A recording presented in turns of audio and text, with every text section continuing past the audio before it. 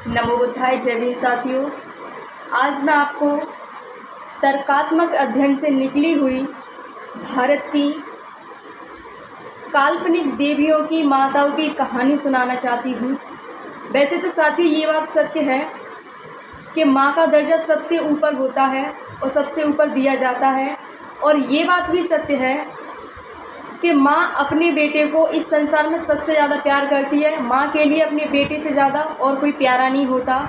लेकिन आज मैं आपको ऐसी माँ की कहानियाँ सुनाऊंगी जो हमारे भाई बहन अंधविश्वासी, पाखंडवादी, पत्थर पूजा करने वाले भाई बहनों को अंधविश्वास, पाखंडवाद, पूजा पाठ से मुक्ति दिलाने में बहुत ही सहायक हो सकती है।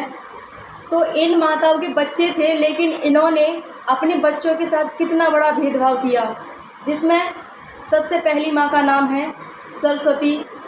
इस माँ के 4 बच्चे थे, लेकिन इस माँ के पास एक चीज़ और थी।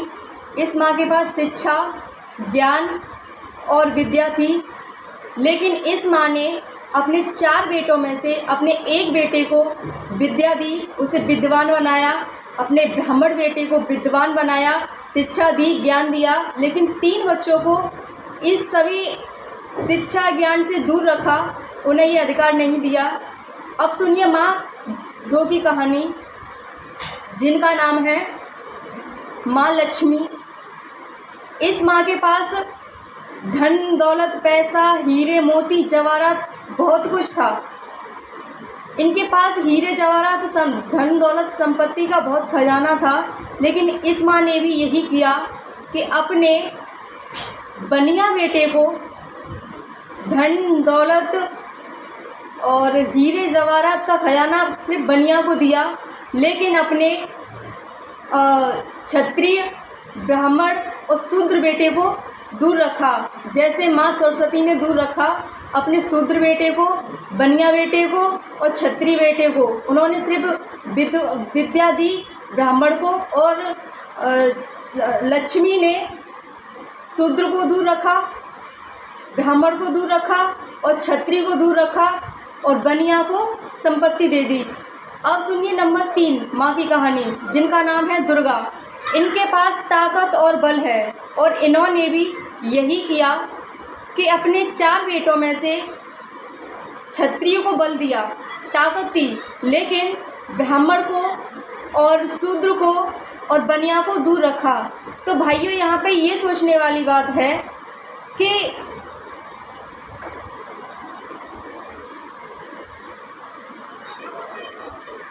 विद्या और धन और बल की देवियों ने अपने तीनों पुत्रों को एक एक चीज़ दे दी, लेकिन इन तीनों माँ को अपने शूद्र बेटे का बिल्कुल भी ख्याल नहीं आया। सरस्वती ने ब्राह्मण को विद्या दी, लक्ष्मी ने बनिया को संपत्ति दी और दुर्गा ने क्षत्रिय को बल दिया। लेकिन इन माँ में से किसी एक भी माँ को अपने शूद्र बेटे का बिल्कुल भी ख्याल नहीं आया। ना तो उसे धन दिया, ना दौलत दी, न विद्या दी और ना ही बल दिया। तो आप बताइए, क्या इन माँ ने इस शूद्र बच्चे के साथ में अच्छा किया, शूद्र बेटे के साथ में अच्छा किया?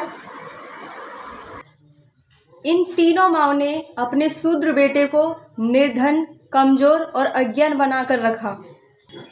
अब आप ही बताइए भाई बहनों, क्या इन तीनों माँ ने हमारे शूद्र समाज के साथ अच्छा किया? लेकिन फिर भी हमारा शूद्र समाज इन तीनों देवियों की समय समय पर पूजा करता है।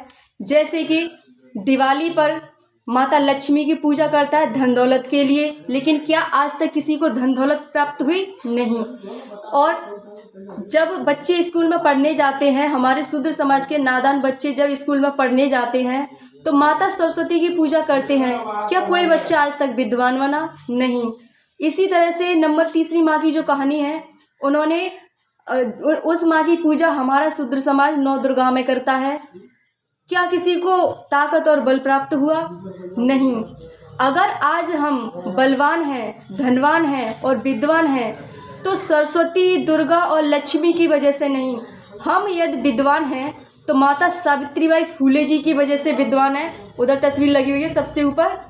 इन माँ की वजह से विद्वान है, क्योंकि इस माँ ने हमारे समाज को पढ़ाया, हमारे समाज को ही नहीं, ब्राह्मण से लेकर शूद्र ब्राह्मण से लेकर बाल्मीकि तक की बहन बेटियों को पढ़ाया। पूना शहर के अंदर बहुत से स्कूल खुलवाए, जिसमें माता सावित्रीबाई फुले जी ने बच्चों को प्रवेश किया, उनको प्रवेश दिया पढ़ाने के लिए, और उन्होंने पढ़ाया था।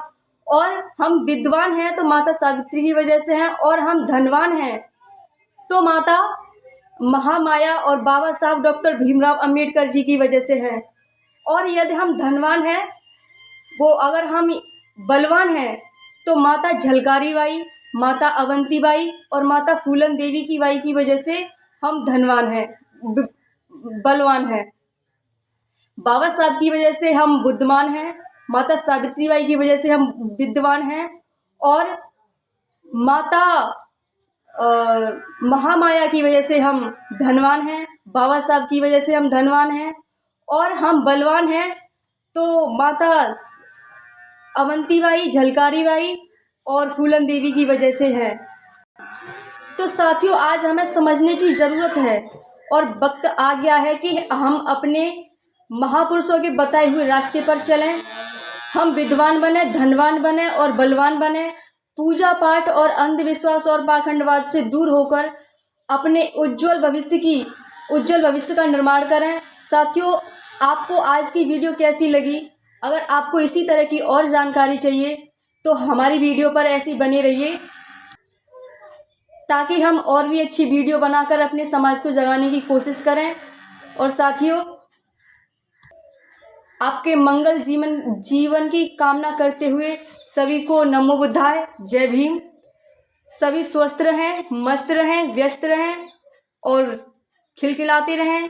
साधु साधु साधु। Thanks all of you.